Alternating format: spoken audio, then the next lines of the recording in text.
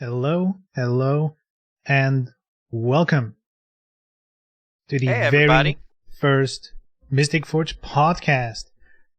I'm the Mystic Forge, everyone knows that, and I'm joined Nathan by my General. lovely co-host, Vigilant Seagull. Hello, I'm Vigilant Seagull. Some of you might know me, some of you might not. I stream DOA over on my channel, which is Vigilant Seagull. Damn, TV. opening with the self-advertisement, beautiful. Anyway, There's two. so this is the very first podcast. What can you expect from this? So every podcast is going to have two segments. First is going to be some general news topics, usually gaming related, that, we feel like might be interesting to talk about, might be, there's something more to say about them. And then we'll head into a set topic that we want to discuss. And today's topic, I believe, was going to be DOA 6. What went wrong? And how could it have been better? Yeah, I feel like this is a conversation we've had multiple times in the past, at least with our viewers. So hopefully we can just hammer it all out once and for all here and, direct people to the video. So, because that question's going to come up until the end of time. Yeah, for sure. It's one of those, basically every DOA stream you do, it's gonna be touched on in some way. We've been over it a million times, but I feel like we needed to put it once and for all, in one place. So basically we can always be like, hey, check it out, we've done this. Yeah. That's like the end goal. Anyway, so, I have no fancy transitions or anything, so let's just hop into the first topic. What should we do? Should we start with the DOA Panda Gaming? We can. I feel like that plays in more with what we're doing later, but we can go ahead and show it just to kind of give a Get the sample DOA of what folks we're going to motor talk running about so later. that they stay, Alright, so for this one, there's a video portion of this, but, we'll set up the, here we go. There we go. Do production value. I can't believe it. Unbelievable. So yeah, Panda Gaming. Let me full screen this a little bit.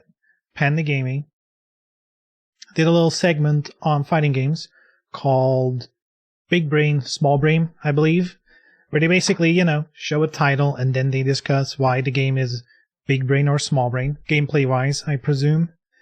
And they touched on DOA 6, which I feel they've, I don't know, what they're saying is less important from is it small brain, big brain, but what they're saying to me feels more like this is something people outside of the DOA community would typically, this is how they look at DOA. And it feels, in a way, validating to see my opinion, kind of, that's exactly what I've been saying all along. So I guess we just play the video for now. Yeah, and I'm hoping that their general content on this big brain, small brain is generally off of the gameplay, but go ahead and hit play. Sure. We'll see exactly what they have to this say. is definitely small brain. 6. I didn't that play game it. just like 50-50s Yeah, bro. non-stop?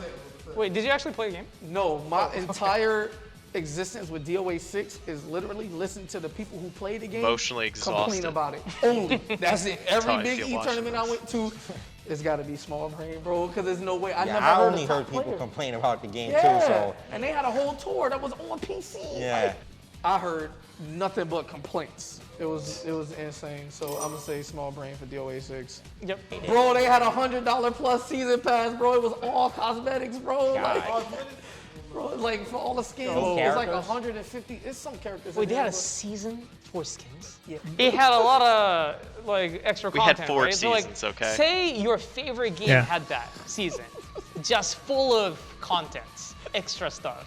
Would you get it? Bro, I don't. You know, I might actually you get know it what's for funny? my I favorite still game. don't even own Street Fighter 5. I've never I, bought the game. I think at this point they stopped talking about DOA and how Yeah. they never bought Street Fighter, even though they're like a top world ranked player or whatever.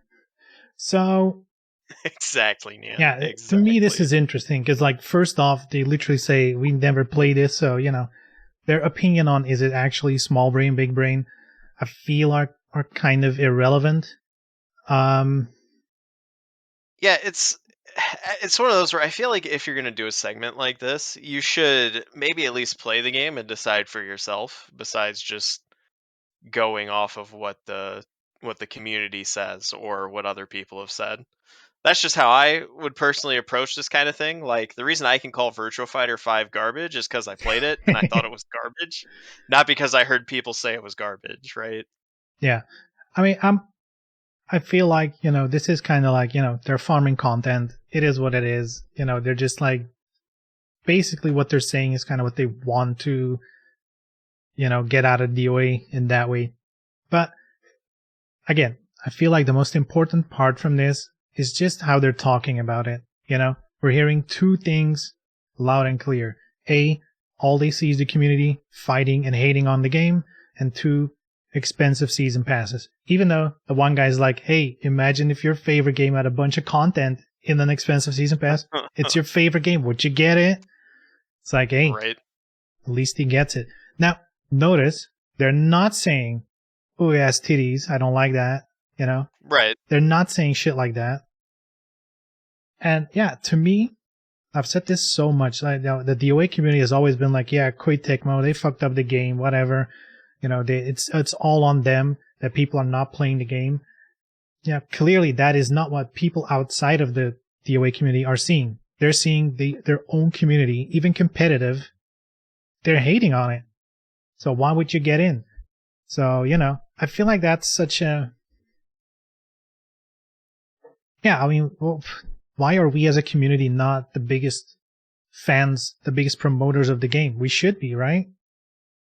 Right. I mean, ideally you would be, but again, we're going to touch on this a bit later, so I don't want to go into too much detail before we get into the meat and potatoes, unless we wanted to transfer into the main content now. But it's one of those where I feel like as a community, you need to make sure you're like showing up for it, right? And not just constantly talking shit. Because quite honestly, I had kind of the same thing with what's the Grand Blue Fantasy Versus? For the True. longest time, all I heard about that game was how garbage it was because I guess they brought out a new DLC character and they never bounced them or whatever. So my opinion of that game is, oh yeah, I heard it was garbage. Is it dead yet? Is it like, where's it at right now? And it's like, I guess people outside the DOA 6 community are also giving us that treatment Yeah. right now. Yeah, and I think there's also a whole discussion to be had, and that's kind of outside of DOA. Like, people are going to listen to the biggest voices, which are usually content creators and tournament players, and they get views of negativity. That's a whole other issue. But yeah, I feel like, to me, this video is just the perfect encapsulation of like, this is what people think of DOA. This is what it's about. It has nothing to do with core values. The ground game, who gives a shit? They don't even know that that's an issue in DOA. They don't care. All they know is the actual players are hating on the game. I don't even Yeah. know. They didn't bring up any game mechanic or anything Nope. specifically that they heard people complaining about, did they? But that's the same, like you said, oh, I can hate on Virtua Fighter because I played it and I think it's garbage. You can't name some specific shit in that game that maybe it's not good, that a tournament player is like, oh yeah, maybe the sidestep isn't whatever, Right. Like, you don't know, but you also don't care. You have a cursory glance at the game and you're like, you know what? I don't like this for whatever reason. But at least you booted up the game. At least the Virtua Fighter community was like, no, stay away. This is a shitty game. Stay away. Right. Oh, hey, Beaver. Nice. Titties would higher the rating of Big Brain. Yeah, maybe. Apparently DOA didn't have enough titties. Maybe that was the problem. Exactly. Where is the volleyball mode in the fighting game? That's actually what we need. Story mode? Psh, replace it with volleyball mode. I mean, why not? There's a lot of... From what I understand, Venus Vacation has a lot of story in it that I'm probably never going to discover because I don't actually play Venus Vacation, and that kind of hurts a bit. So maybe if they did just Yeah. replace story mode with I feel calling it Venus story. Vacation, I feel like calling it story might be a little generous. all right, I guess it's more lore, like background information. Yeah, lore. It's the canon. That's the deep about it. lore of DOA. Yeah. You had to know it before Tamaki joined the OA6. We were lost. We didn't even know. So yeah, anyway, I felt that was interesting to have like a, Right. a look inside the mind of the FGC looking in on DOA, what that's all about. And yeah, as you can see, it's about the community is hating on the game, and the season pass. We've said this so many times, but again, that's part of the bigger conversation we'll touch on in a second. So, VS Vacation hasn't got story. It's got girls slobbering over the self-insert Lamau. Hey, absurdity. Sometimes that's all you need, right? mhm, At least you know exactly. why.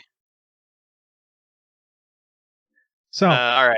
let's hop on Go to the next topic. I guess we should go for the next FGC news, which is a little more depressing, I guess. And It's that a rough is, I don't even know the name of the player, and I kind of don't even want to say it because I don't want to give him clout or anything. But there I was, don't think this guy could get any clout at this point, and if he did, I'd be completely surprised. yeah, anyway, so the story is there's like this Brazilian Street Fighter player, I guess, who on stream was like casually just explaining a story of how he basically, with a bunch of other dudes, sexually assaulted a girl because of who knows whatever reason. And I don't get it. It's the FGC in full force again, I guess. Thankfully, Capcom really quickly stated, he's not welcome at anything official anymore. And they even said, like, we hope officials get in on this because this is really fucked up. Basically, I'm not saying it word by word how Capcom would say it, but that's basically what they're saying. I think Capcom would say he fucked up. In And I official think, I mean, Pretty sexist. that's the story basically. I think everyone agrees. Don't do that Did shit. you watch his confession on stream? Yeah, it was the weirdest watch in my life, I think, to see someone so casually explaining, like, basically, explaining to the boys their weekend activities, but it's actually like a heinous crime. I mean, I will say at one point it looked like he was wondering if he should be saying this or not on stream, but that certainly didn't stop his ass from just continuing to talk.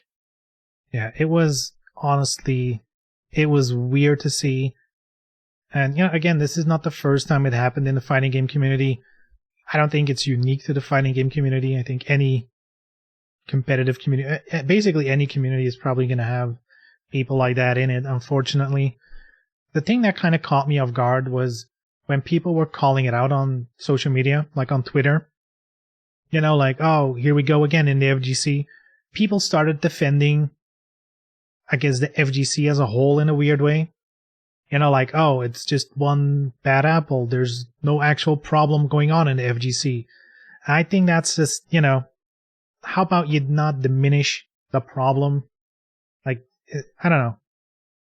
I feel like it's happening. Have some respect for the victims and shit, Right. I feel like you don't really need to bring the whole FGC into it, like at all, really. I think people are going to understand this isn't every FGC member out here getting. I don't even know if he actually got cheated on, but that's what he seemed to think happened, and then just setting up a truly monstrous situation. Like, I can't imagine what mindset you'd have to be in to think that what you were doing was justified in any way. Yeah, depressing news to say the least. It feels like you have to cover it because it happened in the fighting game community. But again, it has nothing to do with the fighting game community, really. It's just shitty dude doing shitty things, and he happened to be a fighting game. I mean, he was a competitive player in the Street Fighter, whatever that Right, league and I is. think, yeah, and I think at least the FGC is taking a decent approach to it if we want to look at it as at a macro scale. Because from what I know, he's been banned from any kind of Capcom tour. I saw Frosty Faustings, which is the tournament happening in Chicago at the end of this month, said he's no longer allowed at any of their events if he were to show up. Yeah. The dude's all the way in Brazil, but it looks like at least the people who are hosting events are taking him to task for all of this. Yeah, definitely. I've seen multiple tournament organizers be like, "Yep, he's gone." And this is, Right. I guess, this is just how you have to go about it. Whenever you figure something like this out, get rid of them, as fast as possible, clean that shit up. But yeah, unfortunately, that happened in the FGC, which we are a part of. So, do you happen to be a part of Panda Gaming, Beaver? I don't think so. No. I don't. Was Panda he? Gaming. Did he have an I esport team? I don't even know. Not anymore. In any case, right. I can't Whatever imagine. he has doesn't exist anymore. Yeah. I think his Twitch was even deleted like immediately afterwards. Whether that was his doing or Twitch themselves, who knows? But he's gone. So thank God. Good riddance. Right? We All don't need right. you here. So I guess we'll go to a little bit more of a lighter topic. How about this one? Reported Dying Light 2 is estimated to take about 500 hours to 100% complete the game. And then on Twitter, this is something they said on Twitter, and then they replied to themselves being like, but yeah, if you only do the main story, it's about, 70 to 80 hours, maybe 100, which, Right. and I guess it's less of a discussion of Dying Light 2 because, I'm not really that interested into the game, but it's more like, what's the obsession with long games these days? Why is it such a selling point? Like they're advertising it this way. Oh, it's 500 hours long to 100%, Right. which they gotta know most people don't even do. So I don't know. It feels Right. weird to use it as a sales tactic. I think, what happened was it looks like, from what I understand, Twitter was calling them out on it, right? Like, hey, your 500 hours is probably a lot of bullshit, right? Like, the time that it's going to take to do those tasks, you're not doing anything meaningful in the game. It's just busy work. And I guess we're at the point where, like, people like long gameplay, but when do you draw the line on it just being busy work and the community being upset with how long it takes to finish? I think it's not an easy discussion though. Like it's not as easy as to say, oh, long games are bad, or you shouldn't Right. focus on game time, because everyone's in a different situation. There's plenty of people who can maybe buy 1 or 2 games per year, like new price. Like otherwise you just have to buy as cheap as possible, I guess. And Right. those kind of people do look at this. Are you I going to guess, buy a 6-hour game, or are you going to buy a 50+ hour game with the same money? Right. Like Is Dying Light going to be like a live service game? Like they expect you to be online playing it for all 500 hours with your friends, or is it supposed to be a purely single player affair? I have no idea, to be honest. I don't know anything about that game.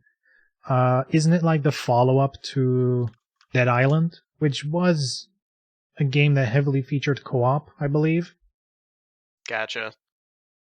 So, So I guess like 500 hours with your friends, if you do get to play them, isn't that terrible, right? Like, kind of doubt the majority of gamers only buys 1 or 2 games a year. Maybe not Beaver, but I mean there are some people who buying a game is a very special affair, right? So like maybe you only get a game for Christmas or your birthday and that's the only time you get it. So you want to make sure that you ask for one you're going to be entertained with until who knows when you're going to be able to get another one. People playing Dying Light 2 though, I don't know what um their clientele would be. So I have no idea where they would be and on again, that spectrum. and it's also that discussion of like, what's the quality of the content? I can spend 500 hours, picking out rocks to find one that looks like Jesus. That's not going to be fun. It's going to take a while, right? So, yeah, I guess it depends on, we kind of got to wait for a game like that to release and see if it's worth it. I think for me, a game that I've played a lot, and that's kind of in the same boat as is Assassin's Creed Valhalla, which I've 100%ed. My game time's at like a good 200 hours, including the DLC, of course, but still, it's still a lot. I'll say, is that 200 hours of stuff you actively enjoy doing, or is it just busy work? I enjoyed it, and at the same time, I can confidently say they could have cut some stuff for sure. There is a point where it's like, it are the same activities. And even though it's like the puzzles change, for example, you're still just finding a way into the locked house to open the chest with a new weapon that you're probably not going to use because you've already have the best weapon from the story. And like it's one of those things where, I guess the game, as a fan of those games, like the story and like I guess a fair share of the optional content. Like let's say 120, 140 hours. That's like just enjoyment for me. Again, as a fan, I'm not sure everyone would enjoy it. But then all the other stuff is just like, you kind of do it along the way. And if I feel like they could have easily cut, like 60 hours easily, It's hard for me to imagine a game taking up that much of my time individually. Like, I think the only game I've played for well over 100 hours lately has been Dead or Alive, and that's just because it's online. Like, Yeah. doing a single player thing for that long, kudos to the people who don't get bored of that, because that seems like way too much for me. Yeah. And I guess I gotta That's a good mention, point, yeah. I've played that game like that's like over a time span of like a year, right? Right. Or more, maybe. I don't even know how old that game is now. It launched with the PS5 or a little bit before the PS5, which is about a year old now. So I guess, yeah, it's been about a year. I 100% did it like a month ago, I think, or 2 months ago. So yeah, it is spread out. Like I couldn't play it in one go. That's insane. Oh, here's a topic that we could have touched on that I guess I totally forgot about until now. There are a lot of streamers now that just stream themselves like watching TV. Uh, I guess if you had a 500-hour game, you wouldn't need to just watch TV all the time. Like that's free content, right? I guess it's a little bit different. I don't think the people watching what is it, MasterChef and all that stuff. I don't think they're gonna play a game anyway. I mean, they're gonna have to now that they're getting banned, but. I mean, they don't necessarily have to. What? I think Pokemon was the last one that got banned, and hers was only for 48 hours. Yeah, It's like, hey, on Monday, I've seen a she could couple just other start off big MasterChef streamers again. got a DMCA without getting banned, but they got DMCA claims, so MasterChef is over. So I guess now they're Right. hopping on to something else. That's the whole can of worms, though, right? The whole reacting content thing. Right. I never got it, but I'm just saying, there's a 500-hour game coming out allegedly that you could be doing instead. So, gaming. True. So The I game. guess the conclusion is, let's go. 500 hours. Go. Enough time to fill a stream for the rest of the year. Easy. But yeah, Nan, there's been a lot of high-profile streamers getting the boot because they've just been watching MasterChef. I think some of them have even gone as far as just like watching anime on stream with their viewers. Yep. And they don't even like. There's been cases of like someone actually just sleeping on stream and having the Lord of the Rings run in the background, like shit like that. Watching full animes. It's some wild stuff. And by the way, it's coming a bit in the news because big streamers are doing it. If you go to just chatting and filter like on Russian language, dude, you can watch any TV show you want. It's insane. Hell yeah. They've been doing that for years. Isn't there a Twitch channel that just streams anime? Yeah, I don't know, Beaver, because the one I watch is Tokushoutsu. It's a channel that just streams like tokusatsu shows, but they own them. So it's not really it's a their DMCA content. because it's their content that they offer for free anyway on their streaming service. So I don't know about those anime channels, but I imagine some of them may be legal. Yeah, I think Twitch has done it as well, like on Twitch Gaming or Twitch Watching or some official Twitch channel where they're like, it's a Pokemon marathon, Right. But that's, of course, licensed. They bought it. Yeah, these top streamers are just like, let's click, YouTube, MasterChef, episode, whatever, boom, let's go. Right. And then they just sit there and don't actually provide any content except for their face in the bottom corner. Yeah. And you just watch MasterChef all night. Must be nice. Yeah. And you can already guess what's going to happen, right? Like YouTube Content ID, a form of that is going to have to come to Twitch. Right. And at the same time, there's going to be companies which I've already seen that are like, hey, we love this shit. Go ahead. We think it's advertisement and let's go.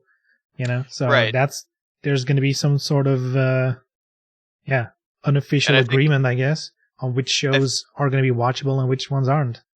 Right. And I think there have been some of the bigger streamers too are just like, you guys got to stop this because they're going to start banning it now. And then we're going to have all these other issues we got to deal with. It's true, man. Like, yeah, once you get the attention, same thing with the music stuff. It was all fine and dandy until, it got to a point where they draw the attention. And then suddenly there's music, giant companies are like, yeah, $1 million lawsuits, let's go. Huh. Oh yeah, nice. What else can we touch on? We have the big NFT topic, of course, Say, do you want to do the dominating gaming NFTs? for like, I don't know, months. I feel like it's every week it's another Non-months. NFT story. We had a couple lined up, like Square Enix CEO said it was going to be a part of their thing. GameStop was getting into it. I believe, Ubisoft was getting in on it. They already actually added them to Breakpoint, the one of the Ghost Recon games. Like, it's suddenly everywhere. Have you seen any like information about how it's going with Ghost Recon?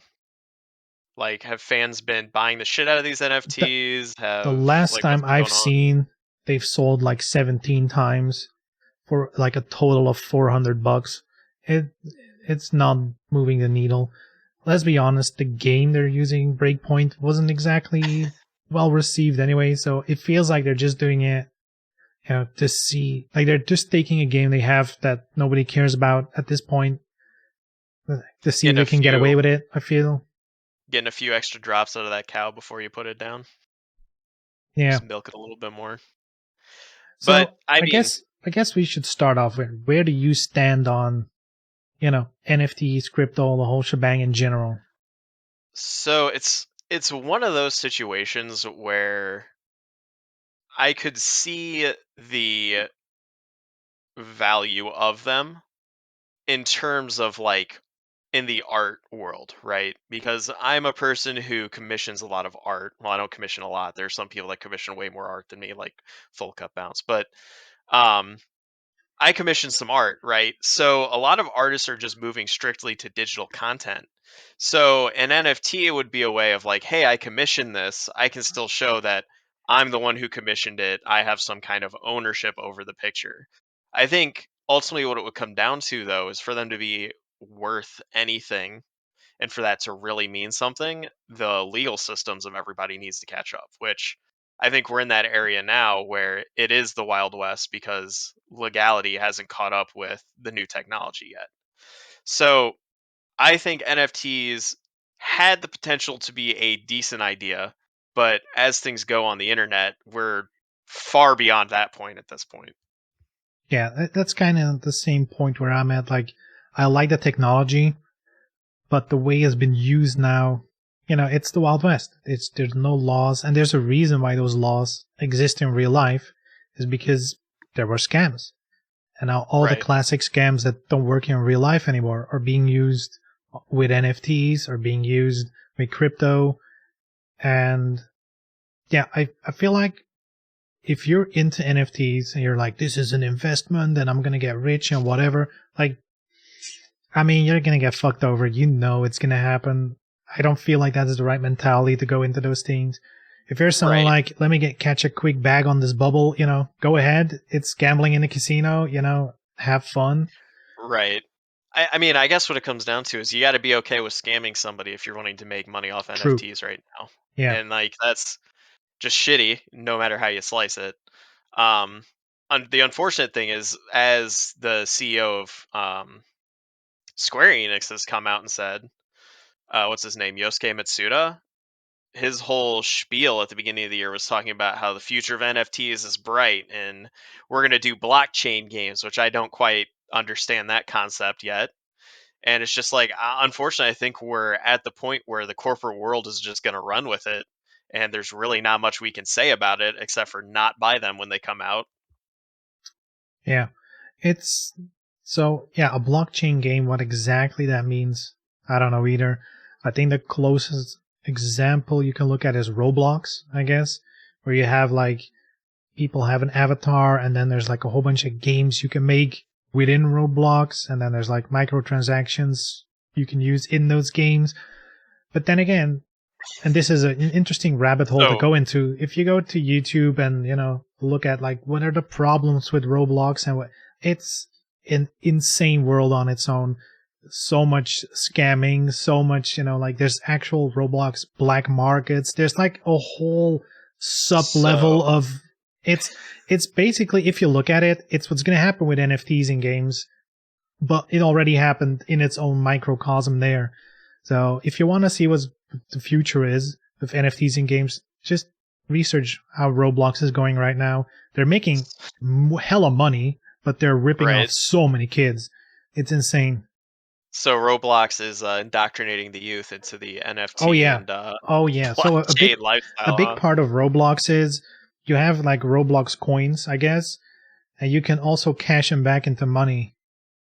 And then Sick. if you make a game in Roblox, because that's the whole thing, like, oh, there's Squid Games on TV, let me do a Squid Game Right. mini game in Roblox.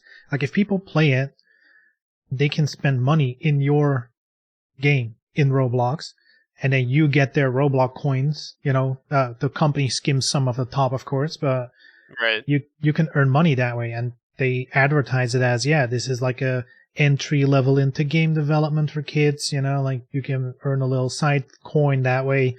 But then there's a whole lot of things, like there's a minimum cash out, and then it takes like forever to actually get the money, and then it's much easier to spend it on something else in Roblox, Right. maybe a rare item that you can invest in to resell. It's exactly like NFTs, and it's horrible to look at, and that's exactly what's going to happen with blockchain games, in my opinion. You don't have to buy it. Most games become F2P anyway. Yeah, Beaver, but this is the future free to play. Instead of just DLC, you're going to have NFTs to buy. Yeah, exactly. The thing that kind of baffles me the most is that the way people are, like, I guess, justifying it now doesn't make sense to me, because it doesn't offer anything new. They're like, oh yeah, you own your DLC now. Yeah, but I mean, like, if you buy DLC for a game, it's exactly the same. It's just some data you've paid for, right? And an NFT, it's the exact same thing. I guess the only way an NFT would have an advantage over normal DLC if it would be like cross game. I Right. bought this and I can use it in all these different games. But that's never going to happen, because then every game has to have the assets for all those NFTs. Because if you know, NFTs do not actually contain the data. It's just like a paper of it's like a certificate, like I own Right. it. But you don't actually have the data. So I don't really see this going anywhere, for gaming at least. I just wonder what that would mean then for DLC. Like, if you were to release a new game or like a new game in a series, like at that point, would the company would either have to make the decision to say, hey, all the NFTs you bought in the previous version can transfer over to this new version, or you're just going to have a major sell off right before the new game comes out while everybody's trying to get rid of their NFTs and make a little bit of money back. And then you're right back to square one of scamming people basically out of whatever NFTs you have. Yeah, but again, the thing I don't get in that situation is, why does it have to be an NFT? You can literally do that now with normal in-game items. I mean, Team Fortress and Counter-Strike selling daggers and hats and whatever. Like, it's been around forever. If it's just Right. that, it doesn't add anything other than the It's fancy one of name. those. Right. But the thing is, they'd have to. I think what companies would need to do is all the stuff you do right now with DLC, like reselling it, is against the terms of service. So what companies would have to do is then start to facilitate like a secondhand market. And I think that's just another way they could skim some money off the top from each transaction of their NFT that they put in the game, which again isn't good for gamers by any stretch of the imagination, but I can see it getting to that point. Now, I think the only thing I can think of where, I guess, NFTs, maybe just crypto in general, would be useful for gaming, if it would tie to your ownership of a game, and you could actually resell digital games as if they were a physical copy. That would make a lot more sense to me. And that would be an And actual use case, but that's not helping the companies in any way, so it's never going to happen. And that kind of ties into the other article I posted, which was GameStop, which was the United States main game seller, I guess, even though, the only newsworthy thing they've done recently is had people mess with their stock prices.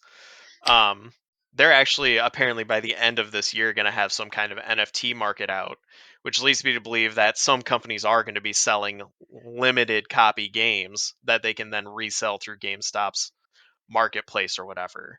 So it seems like GameStop might be trying to fill in the whole corporate part of reselling your NFTs, Yeah. which is interesting. Again, we're getting into that. They can do that without NFTs if they want to, but Right. yeah, I guess it's the buzzword. Some people have a lot of money to spend on it for some reason. Beaver over here. Leave it to corporations to make kids think gaming is a lucrative job. I don't think it's necessarily only the corporations. There are a lot of those big name streamers we were talking about earlier that also make kids think gaming's a lucrative job. Oh yeah, for sure. Yeah, it's the whole. I mean, we're in the era of entrepreneurship, NFTs. I guess. Everyone's looking to be the next entrepreneur. Gotta get on that Sigma grind I mean, set. we're fucking streamers. Like, we're Right. basically in the same boat. We're just as bad. We're So just as bad. at least we're not ripping people off. If you want to be ripped off, though, and if you have Twitch Prime, don't forget. Hey, if you use the Twitch Prime sub to subscribe, you're getting less ripped off. Yeah, if you're not using your Twitch Prime, you're basically giving the money to Daddy Bezos, and you don't want that. You want to give it to Daddy Mystic Forge. You know what I'm saying? Or Mystic Vigilant Seagull, of course. Oh yeah, I guess you could use it on me if you really wanted to. Anyway, let's ditch the NFTs. Let's ditch all the feel bad news. I think, should we cover Koei Tecmo's plans maybe shortly? Yeah, we can. This was more of a, I think it's more of a, what do we think Koei Tecmo is actually going to do this year kind of deal. Because Koei Tecmo's gone out, and I believe their general manager, Yosuke Hayashi, another Yosuke, which is a more popular name than I expected, came out and said that this year is going to be where Koei Tecmo really takes off, and they have, the full power of the current Koei Tecmo will be shown in 2022. And they're going to be releasing several games being developed by themselves over the past couple years. And I guess this is going to somehow change how their company works in the future, or it's going to bring in a new era of Koei Tecmo. Yeah, so they're basically confirming DOA 7, Venus Vacation 4, whatever. All the good stuff. Yeah, confirmed. You heard it here first. Yeah, confirmed, 100%. Yeah. They said over the last couple years, though, I would be wholeheartedly surprised if they started actually working on DOA 7. We might get DOA 6 next round, final round, double round, whatever. But I don't know about DOA 7. Really, though? You can hope. I mean, right? Maybe when the NFTs take off, Koei Tecmo will bring back DOA 6. DOA NFT edition, let's go. Yeah. I got the rare perfection. bikini NFT. But I mean, overall, it looks like Koei Tecmo is going to be making a new Fatal Frame, so I know Nian would probably be happy about that. She's been playing in Didn't Blackwater the new recently. one just come out, or is it about to come out? So the one that just came out was a remake of 5, which I think was an only Wii U game. So that's kind of the funny thing about the Wii U to the Switch is a lot of the games that released on the Wii U, Nintendo and the companies that release games for it have been re-releasing those on the new stuff. Not even a remake, a port. Okay. So yeah, the last one was a port. I think probably because they just wanted more people to have the opportunity to buy it again. And then, yeah, they're allegedly going to have a new one. We'll see what that means. Yeah, I'm generally curious. Like, the way they are like, oh, we will pave the way for the future of the company. Like, so does that mean new stuff is something going to change compared to before? I don't feel like there's much to get out of their statement. A new Three Kingdoms era game, that a Warriors game, I suppose, again. Right. I mean, Beaver, I don't know how the last couple Dynasty Warriors went. I think they're still doing pretty all right because I'm pretty sure that's down to a yearly title now, isn't it? Don't we get a new Warriors game basically every damn year? Yeah, not only yearly Warriors, but then there's like all the different kinds. There's like Dynasty Warriors, Samurai Warriors, Hyrule Warriors, you name it. There's so many. They even had the Gundam Warriors back in the day. There's like I feel like it's gonna have an audience. It's a very specific type of game that I think the people who love it, I don't think they're ever gonna get tired of it because, I mean, the games themselves is literally hours and hours of the exact same thing. If you're not gonna get There's tired of it 500 in one hours of game, gameplay. you're yeah, it's 500 hours of gameplay to 100% for sure. No, I mean, I like if you're gonna make a game like that, you're gonna go to Koei Tecmo, I think, to make it, and I think that's kind of what's happening because I'm pretty sure Koei Tecmo did Persona 5's like hack and slash, didn't they? What was it called? Her Persona 5. I can't even remember the name of it, but it came out Oh on the yeah, they Switch. did. That was also a wasn't that also a Warriors type game? Yeah, it was basically a Warriors hack and slash game. They call it a Musu, I think, in Yeah. Japan. Yeah, and But they also did one for Fire Emblem, I believe. yep, they did one for Fire Emblem. They did two for Zelda. The first one out of the two for Zelda was the better one, by the way. But so I think it's just one of those where they'll churn out Warriors until as long as every other company under the sun is going to pay them to do it because it's the Yeah, best format for and I that kind guess of game. like Ternary Logic in the chat mentions, testing the waters with the Ninja Gaiden collection. I think that's part of it. They drop the collection, see if people still love Ninja Gaiden, see if they can start working on a new Right. one. Same with the Fatal Frame, just see what the interest levels are in general. We're seeing this a lot, I feel. Virtua Fighter, 100% the same thing. Just Right. seeing if people still give a shit about that IP, basically. I almost kind of wonder if this whole testing the waters fad we have going right now was a byproduct of COVID. Because I Oh, yeah. wonder, since everybody was quarantined, if they're just like, all right, what's the lowest cost thing we can do to churn shit out? Because we're gonna have a blank couple of years because we don't have anybody actually working. Yeah. Still to this day, things are being delayed. You Which need product. That's like right, one of the marketing things. And your name needs to be in the news every X amount of time, right? So right. you're gonna need a release. Which I'm kind of stoked because if Monster Rancher 1 and 2 DX was a testing the waters thing, I'm pretty sure that game did hella well. Hmm. So hopefully we're gonna have a new Monster Rancher soon because that'll make me so happy. I love that game. Yeah, something I can also see happening is, again, the same thing they did with Warriors, tying a bunch of IPs to it. I think Right. they're doing the same with Neo, where you can see now the Final Fantasy Origins, Strangers of Paradise.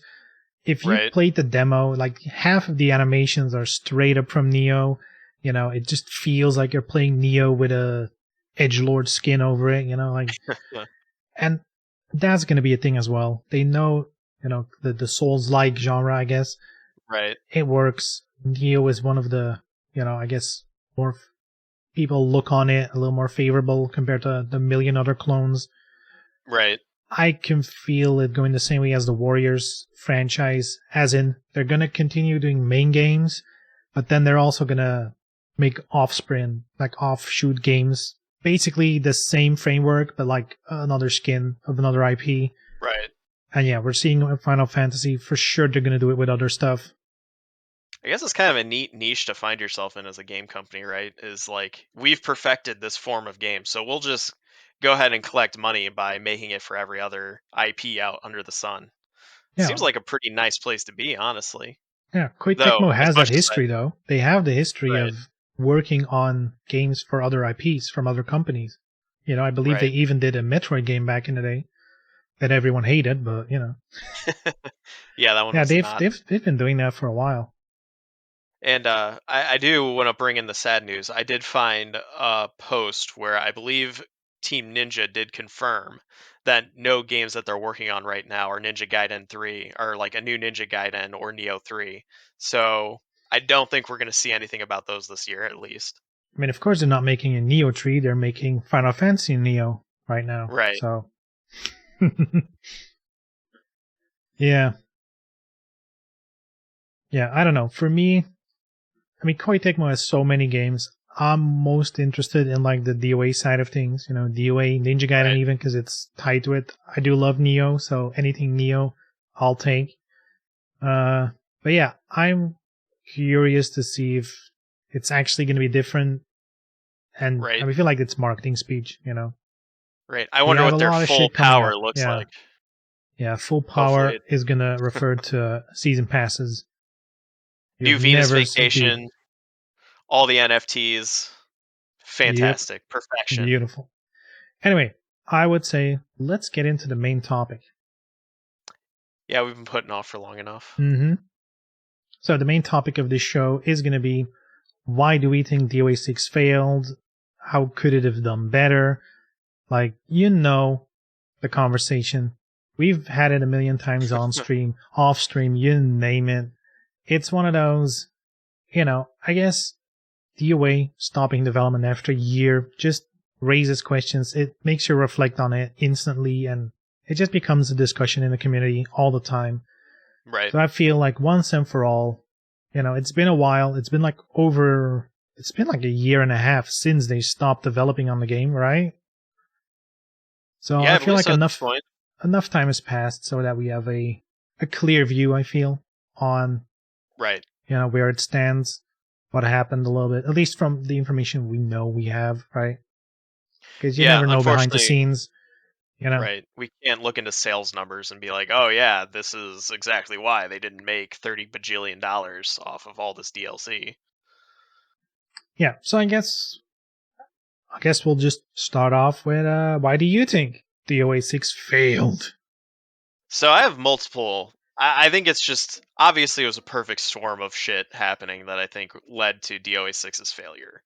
I think honestly, COVID was the nail in the coffin. I don't think it was necessarily a cause, more so just by the time everything started locking down, I think Koei Tecmo had decided this is not where we need to put resources anymore. We need to be making our tester games for COVID times. So we need to be making Monster Rancher. We need to be making Maiden of Blackwater. We need to put out Ninja Gaiden. We're not putting money towards DOA 6. So I think that was more of so just a final nail in the coffin more than an actual cause. Yeah, I agree. I think, there might have been a chance without COVID when they had to look at like the last season, because I think the last season lasted until like April, I believe. But then again, if they were going to continue, they probably would have been developing a new season way before it. So I don't know. I have a feeling they might have already been ready to shut it down, and then COVID was just like the confirmation they didn't really need, but it was there anyway. Right. Yeah, it's they may have been working on another season pass. We'll never know, and they just threw it all to the side because they didn't have it very far in, or they knew it wasn't going to do well. But I mean, I guess it's kind of hard to justify asking another $90 or however much the season passes were when you're going into a time of uncertainty. So they probably were just like, let's not do that. Yeah, I mean, even though they're not really, they've never been scared to ask for a lot of money with any of their games, but yeah, of course, I think that's only part of it. I think just in general, like DOA's never been the most popular game. I think DOA 6 was just, again, I think it's a combination of where the FGC was at the moment. It came out in a time where, like, if you look at the 3D fighting game space, it's pretty small. Mm-hmm. And most people who play one of them are going to be at least looking at the others. And Tekken was just such a powerhouse right now. And that's really where you want to be with 3D fighting games. They releasing that, you gotta come out swinging, You gotta come out real swinging. And then, there were some launch issues, the whole lobby thing, which people to this day still complain about, even though, lobbies are here, but whatever. After playing Virtua Fighter 5, I'd rather that had launched with no lobby system than the lobby system they had, to be fair. So if DOA 6 had launched with Virtua Fighter lobbies, I think that would have been an even worse situation. Mm-hmm. Yeah, I feel like they would have been stuck with that shitty lobby system too. I think to this day they made the right call by not rushing the lobby system out, because I feel DOA still has one of the best lobbies functionally around. Sure, you're not a chibi and you can't go fishing or whatever. But you if don't you have just to wait want for the popular kid to come sit at your lunch table so you can have a fight. Yeah. But if you just want to get in queue in a couple different matches, whatever, in one lobby, it just usually works. There's some issues, but which game doesn't have them, right? Right. But in general, it's pretty complaint, I think the one complaint about the lobby system would just be that you don't transfer ownership to the next person when you log off. And if that's like the major issue with your lobby system, I guess that's all right, right? Like you Yeah. can just go build a new lobby right afterwards. Yeah, but again, I think the lobby system, in the end, it's not the problem, but people still Right. complain about it. That's Right. the problem. Same thing with the ground game, the side steps, you name it, all the gameplay issues, which, if you look at it, were not big issues. Sure, they affect the top players, because, they're gonna, every frame matters in a way. But that's not what's gonna sell games. I've never looked at a fighting game and like, ooh, they really nailed the ground game in this one. Here's $60, sir. Heck, never. Right. That has never happened. How do you buy a fighting game? This looks cool. This character looks cool. That's a neat combo. Like shit like that. Or This the new looks fun. buzzword. The game has rollback, so I need to support it True. regardless. Yeah, I need to support it because we need to show people want it. Right? Yeah. And I feel like the conversation of why DOA 6 failed, whenever you hear top players talk about it, I feel like they have the tendency to go into the nitty gritty of like the Right. real detailed, like, oh, and the one thing I will say they're right on is if they're saying there's not enough stages, but like, Right. shit to do in the stages, I agree on that. Not for the gameplay part of it, but, like the Right. visual part. Like people see this in the previous games. It was a visual spectacle, Right. And So, I think that was definitely one of those shortcomings was that there weren't a lot of stages. I think one of the problems that came with that too though is like it's one of those where whenever an FGC person complains about something, I wonder if that's what they actually want or if they're just picking another thing that they can add to their laundry list of things to sound justified in hating a game. Because when true. it came down to the levels in DOA 6, everybody talked about how much they hated the bottom portion of Chinese Festival. And Yeah. it's like, well, if you want more interactive stages, but you're going to bitch about like the ones we have, what kind of interaction do you want exactly? And if it ends up being something like the stages in Tekken, that's not an interactive stage. It's literally just a circle at the end of the day Yeah. with maybe No, a scene transition. So I kind of got to back up the big players there. I feel like whenever a stage enables you to go like, oh, you made one mistake, you're dead. Like all your health from 100% is gone. I feel like Right. that's an issue. That's why the pirate ship, the bottom, and the Chinese festival bottom are so hated because they enable, like one-touch kills. And that just feels bad all around. You could argue, get good, but I feel like that kind of design should be avoided. And in that same breath, having more stages with more interactivity doesn't mean it has to be chained into each other, right?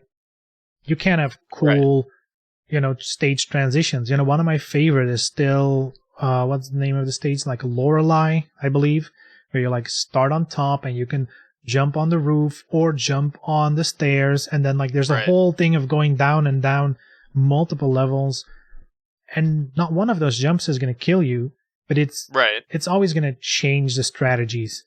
Now you're Sure. open. Now there's only one wall. Now there's this. And that's kind of shit I love for DOA.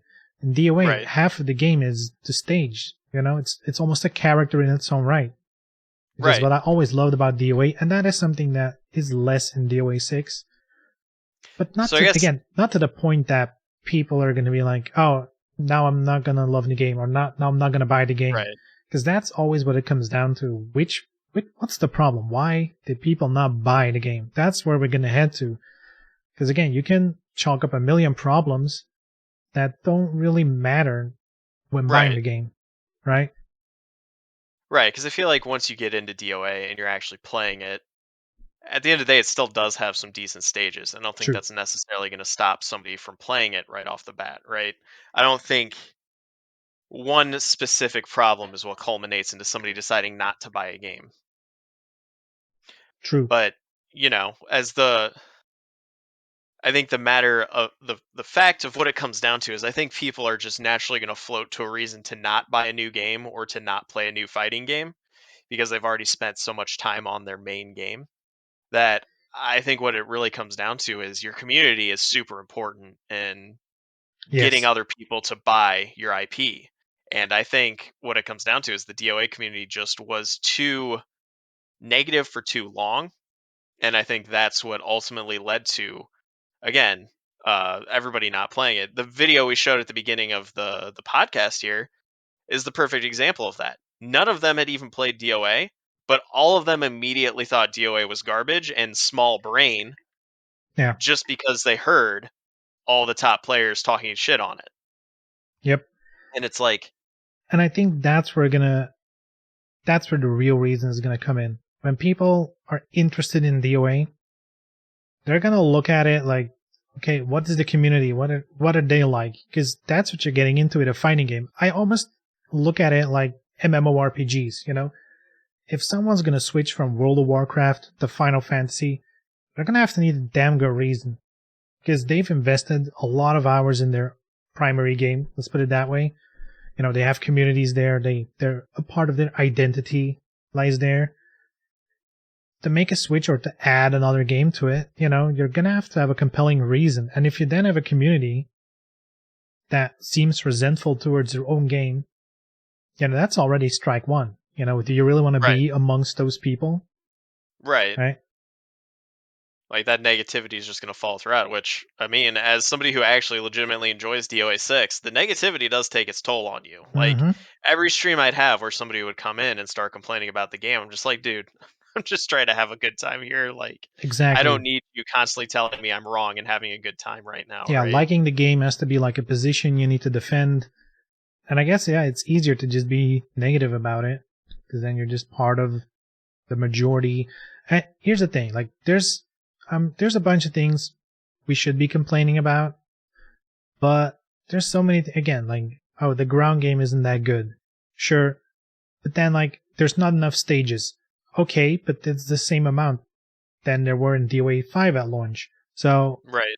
same with the costumes. Oh, there were so many weird complaints about that, where you can, like, all people see is the complaining, Right. but they don't actually see that the things people are complaining about are stupid. They're dog shit. Like, Right. oh, I have to re-buy the outfits from the previous game. Why? Why are they not free? Sure, why, there's only 2 new characters. Should you not pay for all the old characters? Like, what's the argument Right. there? It's so, I never understood that.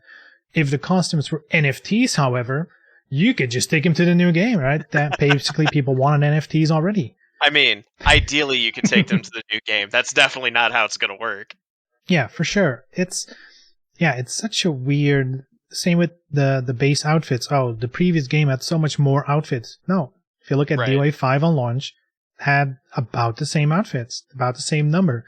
And then they also started with DLC. It's the same thing. And to me, if I look at all those things, the actual issues are not the problem. It's just that people constantly bring them up, as Right. irrelevant as they are. And that's what people outside of the DOA community see. Then they open the Steam page and they see the season pass prices. And then Right. it's game over. I think it's as Oh, yeah, it's for as sure. simple as that.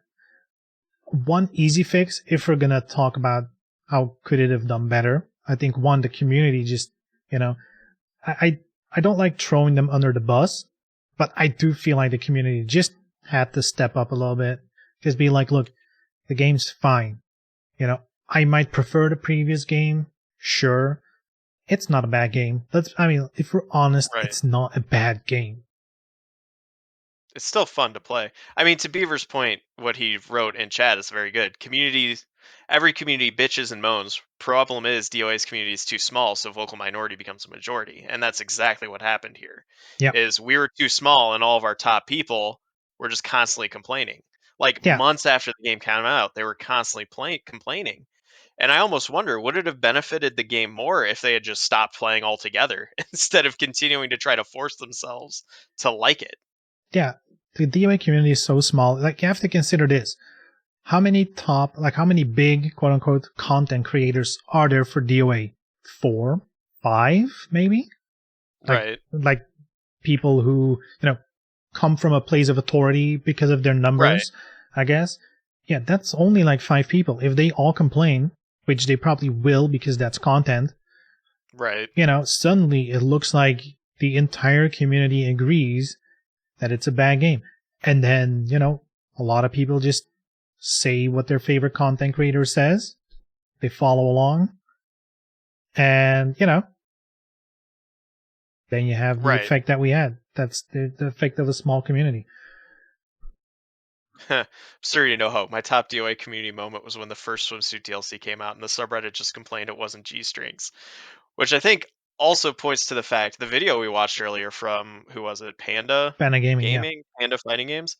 They didn't even Didn't- bring any of that up. They didn't even mention it. I think the Not whole once. the game is sexy thing, I think it's irrelevant. I honestly don't think that's why the game doesn't attract people, or look at Street Fighter. They have plenty of that shit as well. Right. And that's I one of the mean- most popular ones.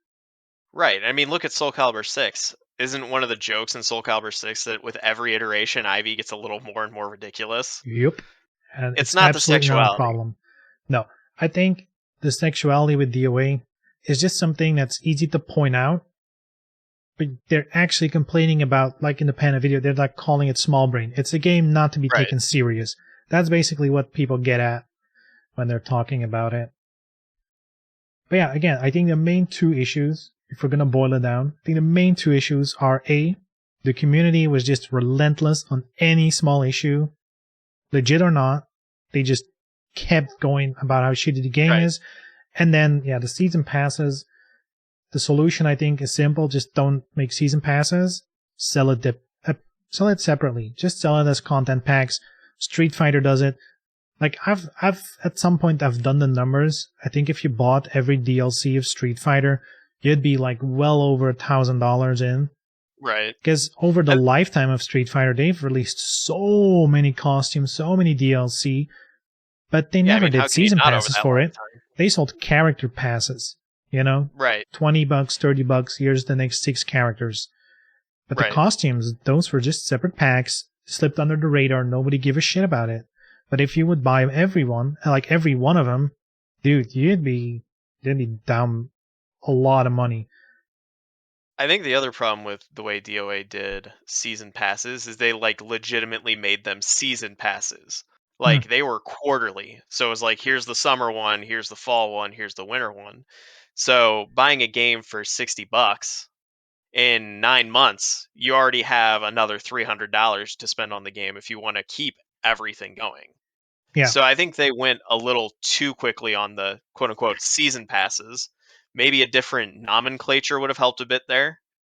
Because when you say season pass, it automatically brings to mind, what does every other season pass? Well, it's usually a whole year worth of content for everybody else. Yeah, or But for a lot of DOA, people, a season pass is just, this is all the extra content. Because if you look at other games, if they do a season pass and then add another bit of DLC after the season pass, they usually get shit for it as well, right? Right. And it's like, oh, it's not part of the season pass. People kind of expect, if they buy a game day one and buy the season pass, they kind of want to end up with the Game of the Year edition. That's basically how Right. people have been trained to do this. So if there's like multiple season passes, and at some point, they even switch the game and they're like, oh yeah, on top of the season pass, we're going to do the revival outfits Right. next to the season passes, which, again, those are just bad moves. You should never put them in season passes. And if we're going to continue on this, they should have been free to play. I'm going to say it. That entire game should have straight up been free to play. If you're going to sell costumes like this, first of all, make sure people understand you're not supposed to buy all of them. I've never heard a single person ever be like, man, I wanted to play League of Legends, but buying all heroes and all costumes is, I could have bought a house, Right. It's like, fuck. Nobody says that because they understand. No. You pick the ones you like, you buy the costumes you like, and the story. It should have been the same for DOA. Right. And I think the argument against that kind of is what a lot of people complain about in fighting games is, if we don't own all the characters, how am I supposed to lab everything? Yeah, So there is kind of, I think, with fighting games, a mentality of you do need to buy everything, at least character-wise. So you should definitely separate the characters out and maybe do a character season pass, which is all the characters for the year, but that's all you get. You don't get any I costumes feel like or anything else. if they really wanted to do it in the current format they did it, they could have made 2 types of passes. A character pass, which just is like you get all the new characters up until a certain point, for the season or whatever. And then like a costume pass. And just make it really clear the costume pass is really, that's optional, You Right. really don't need it. If you just have the characters, whatever. I feel, if you look at the future of fighting games, I can easily see fighting games be completely free, be all new characters, also free, just, like the playing experience free, and then the costumes are the things you're going to earn money on. Right. All the NFTs you decide to shove in there, what Uh-huh. you're going to make money on. All the NFTs, what- yeah. Oh, hi, Rachel. But what Beaver and Nien were saying, Beaver brought up DOA is free to play, and Nien brought up, I think there should have been more free characters in free to play version, which Yeah. I agree 100%. I think what was the biggest shock to me was how they set up all the free to play stuff they could have just implemented in 6 with DOA 5. Because they did have a character rotation for DOA 5, because I remember seeing it constantly. It's like, oh yeah, this month you get to play like Christy and whoever in addition to the other 3 people. And they never implemented any kind of rotation like that. Yeah, I think the interesting point to point out is when Beaver said DOA is free to play, it's not though. And here's the thing. Along the time, like all the time that I've streamed DOA, the amount of times people came into the chat are like, hey, this game's look cool. How much is it? Can I pick it up? And you're like, hey, you can just download Core Fighters. It's free. The amount of times people are like, what? I had no idea. Right. Like they looked at the Steam page, they saw the price, all good and well, and they didn't realize you can just click on free to play free right now.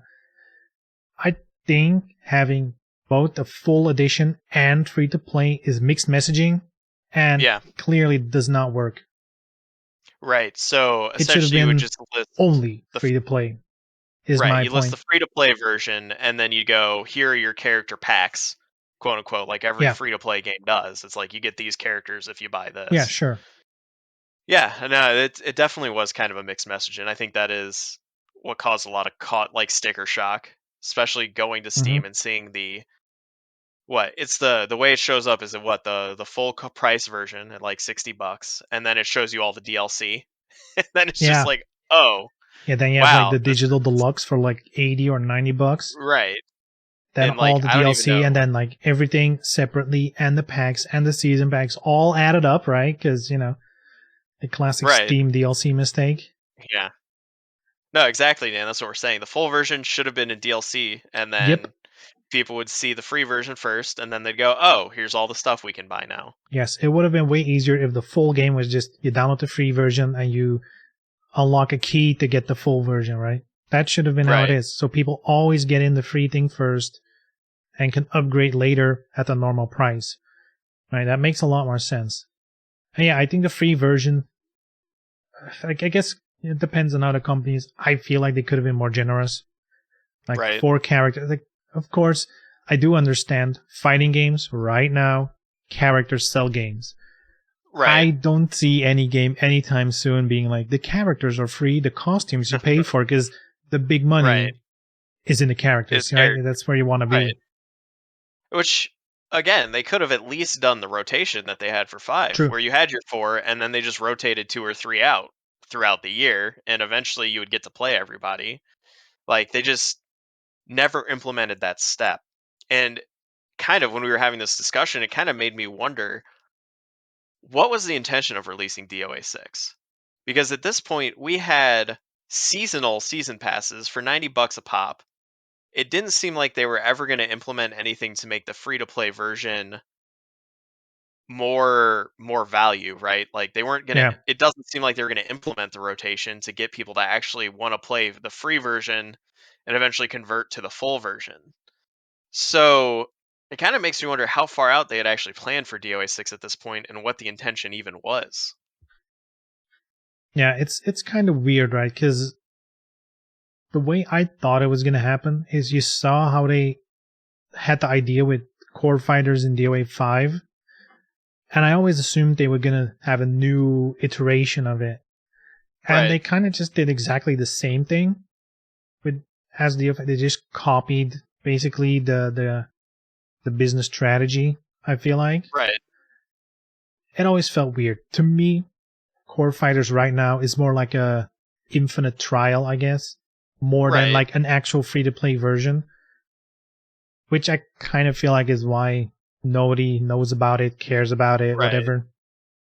Because I mean, in every Koei Tecmo stream or every Koei Tecmo like tweet, they kind of pointed it out, but it's still weird to me that nobody knew that it was an option. Sure, but let me ask you this. How many fighting games that you don't play yet do you follow on social media? That's very true. I do not follow anything. The I people just who already play the game and already follow the socials, they don't need to know it's Right. free to play.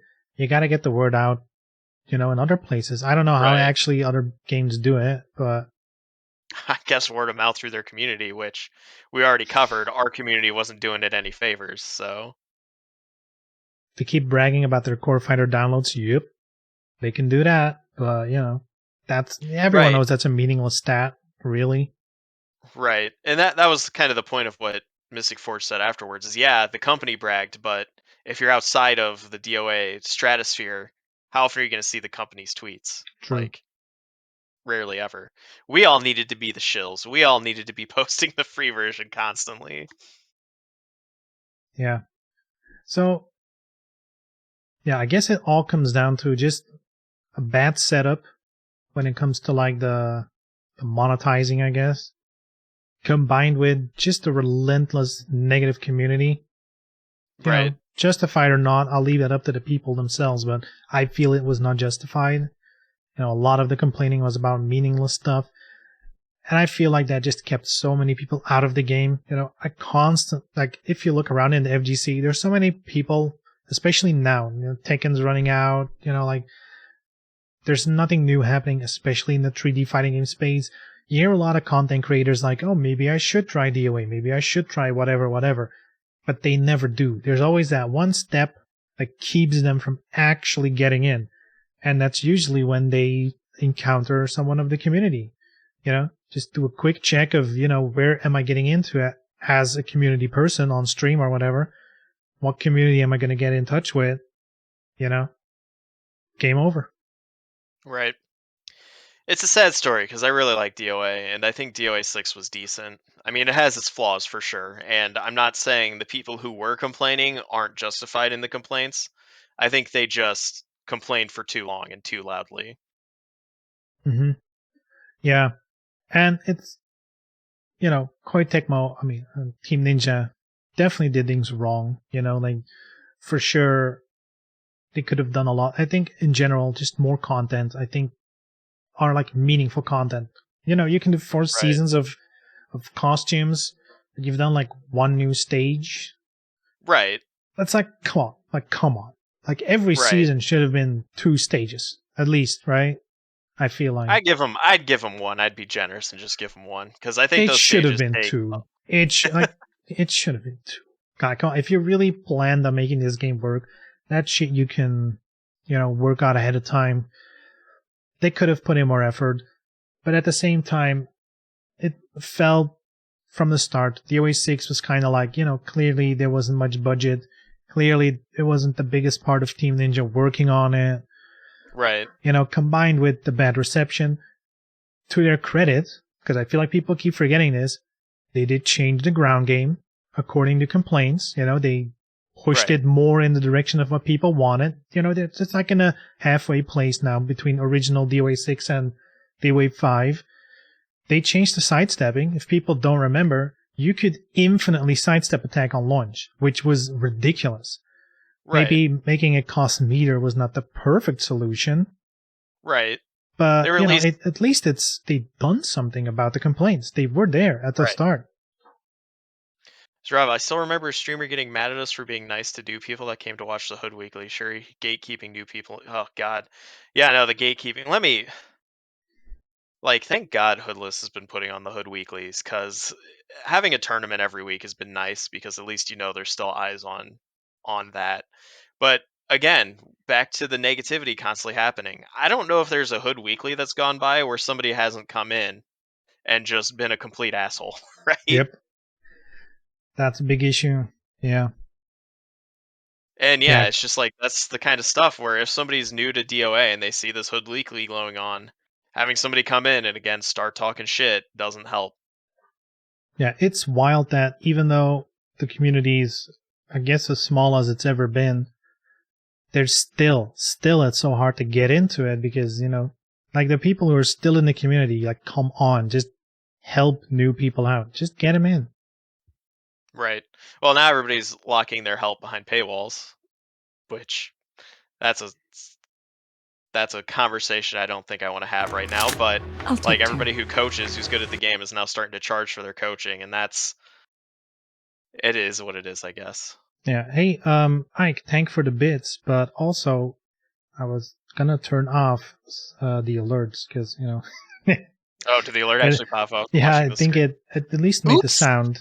At least made the sound. So, but thank you very much. Ruined. Whole Nonetheless, podcast ruined. We got to start over. Ruined. Entirely ruined. And then it looks like you cleared the chat too from the podcast Yeah. So, stream. yeah, I feel like we've covered most of what we wanted to talk about. I think, yeah. I think in general, Team Ninja, I think they did what they had the budget for. Let's put it that way. I think they tried their best shot at making a DOA as good as possible with the resources they had. I do think the community could have been better, and I do think the business model for sure could have been better. If anything, just don't show the season pass. Just sell it as the different packs every month. That would have been so much better. Because again, for the people in the community, we're going to complain about the price anyway, or be a toxic streamer and buy them all. But the people outside of the community, they don't see it. They don't know, except if it's in your face in every news outlet. They're like, look, another $100 or whatever. It's like 1.5 times the price of the full game season pass. If you're going to keep making the news that way, that's the impression people are going to get. Right. It definitely was the perfect storm of all the things that could have gone wrong, going wrong, and then COVID just hit, and that was that. That's all she wrote. Hopefully we see a DOA 7 in the future. I feel like a DOA 6 remake is probably a little more likely, but I still don't think that's going to happen, unfortunately, at this point. I strongly feel we're not going to hear about DOA in a while. Right. I don't know why. Unless it's Venus Vacation too. The fact that they're doing Ninja Gaiden Collection, Fatal Frame remake or whatever sounds like way much more work than just porting DOA 6 to like the next gen consoles, slapping Ultimate on it, bundling in the outfits. And that would have been such an easy move to do. I mean, that's what they and did even for 5. that they didn't do. So that kind of makes me feel like, DOA was just like swiped off the table, and I feel like we're gonna be in a tough time as a DOA fan. We're gonna be like in the post Soul Calibur 5 era or the Virtua Fighter 5 era up until shortly. Just nothing for years, I feel. We can always hope. Yeah, I think we're going to see more Venus Vacation and beach stuff than we will fighting game material. Although, I feel like they're kind of starting to run slim on Venus Vacation stuff because they're having to put Tina in now, which means, what, are they running out of ideas for new characters for Venus Vacation that we're going to finally get Tina and probably Christy at some point? Who knows? I feel like Tina is one of those, it's like it was the anniversary and, she was like the only girl from the original game not in.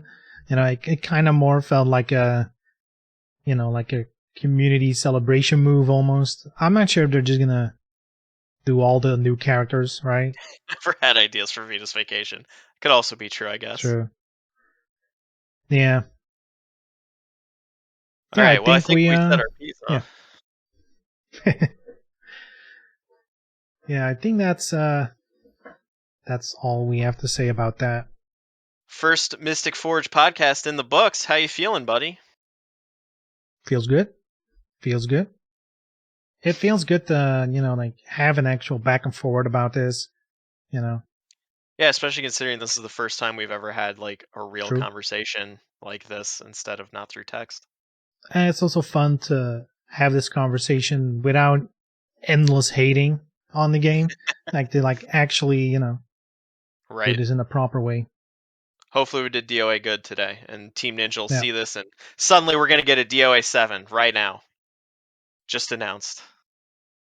The thing is, the only thing I hope we get out of this current situation is, now that the community is really small for a while, hopefully we can, maybe we're part of it, we can cultivate the community differently so that by the time something new happens with DOA, the community is like ready to just get people Right. in and just turn the narrative around about our community. Yeah, it's a lot of work, though. It's so much work. It's a lot of work. At the same time, all you gotta do is play the game and enjoy it. I mean, That's the last it. time you streamed, you had fun, right? You Oh said yeah, you for did. sure. For sure. Yeah, I never not had fun with the game, I think. It's just nice to take breaks occasionally. I mean, that's Sure. literally the only thing I stream anymore, mostly, because it's the only thing I have energy for. But All right. thanks, everybody, for listening and contributing. And I agree, when is Extreme 4? Hopefully soon. Extreme 4. Damn. Hell PS5 yeah. graphics, PSVR 2, let's go. Oh, shit! Yes. Oh, yeah, we didn't cover PSVR 2. But yeah, that'd be the Yeah. perfect launch title for PSVR 2. Mhm. Dead or Alive Extreme 4. PSVR exclusive. Yeah, you get to be on the beach. What a world we live in. Yeah, Yeah, Nancy saying imagine. she had fun playing last time too. It's DOA is a fun game. Look, they were gonna change, unleash the full power of Koei Tecmo or whatever. Oh yeah. What better There way you to go. do it than in VR?